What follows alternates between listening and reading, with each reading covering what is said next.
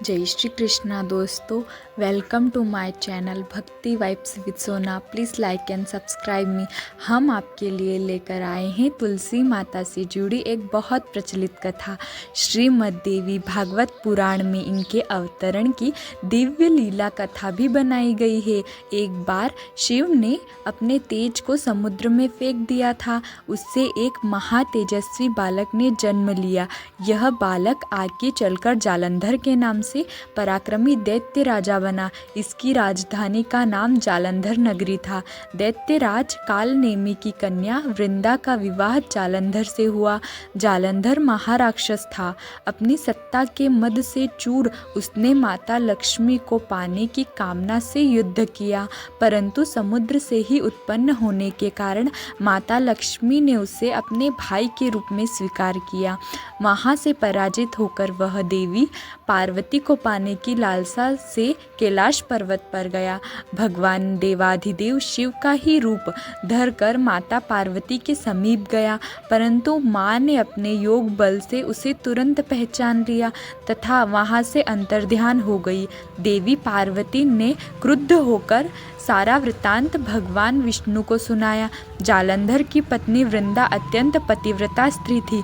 उसी के पतिव्रत धर्म की शक्ति से जालंधर न तो मारा जाता था और न ही पराजित होता था। इसलिए जालंधर का नाश करने के लिए वृंदा के पतिव्रत धर्म को भंग करना बहुत ज़रूरी था। इसी कारण भगवान विष्णु ऋषि का वेश धारण कर वन में जा पहुँचे, जहाँ वृंदा अकेली भ्रमण कर रही थी। भगवान के साथ दो मायावी राक्षस भी थे, जिन्हें देखकर वृंदा भयभीत हो गई।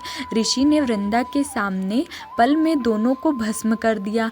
उनकी शक्ति देखकर वृंदा ने कैलाश पर्वत पर महादेव के साथ युद्ध कर रहे अपने पति जालंधर के बारे में पूछा। ऋषि ने अपने माया जाल से दो वानर प्रकट किए। एक वानर के हाथ में जालंधर का सिर था तथा दूसरे के हाथ में धड़। अपने पति की यह दशा देखकर वृंदा मूर्छित होकर गिर पड़ी। होश में आने पर उन्होंने ऋषि रूपी भगवान से विनती की कि वह उसके पति को जीवित करे। भगवान ने अपनी माया से पुनः जालंधर का सिर धड़ से जोड़ दिया, परंतु स्वयं भी वह उसी शरीर में प्रवेश कर गए। वृंदा को इस छल का जरा आभास न हुआ। जालंधर बने भगवान के साथ वृंदा पतिव्रता का व्यवहार करने लगी, जिससे उसका सतीत्व भंग हो गया। ऐसा होते ही वृंदा का पति जालंधर युद्ध में हार गया। इस सारी लीला का जब वृंदा को पता चला तो उसने क्रोध होकर भगवान विष्णु को शिला होने का श्राप दे दिया तथा स्वयं सती हो गई। जहाँ वृंदा भस्म हुई वहाँ तुलसी का पौधा उगा।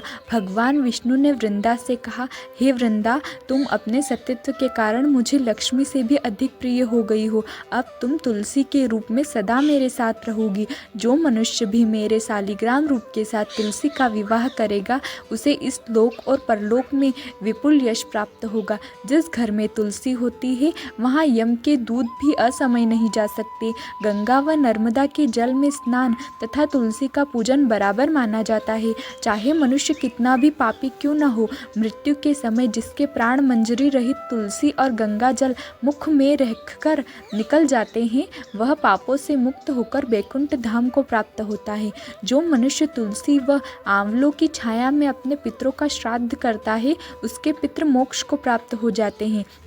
उसी दैत्य जालंधर की यह भूमि जालंधर नाम से विख्यात है। सती वृंदा का मंदिर मोहल्ला कोट किशनचंद में स्थित है। कहते हैं इस स्थान पर एक प्राचीन गुफा थी जो सीधी हरिद्वार तक जाती है। सच्चे मन से 40 दिन तक सती वृंदा देवी के मंदिर में पूजा करने से सभी मनोरथ पूर्ण होते हैं।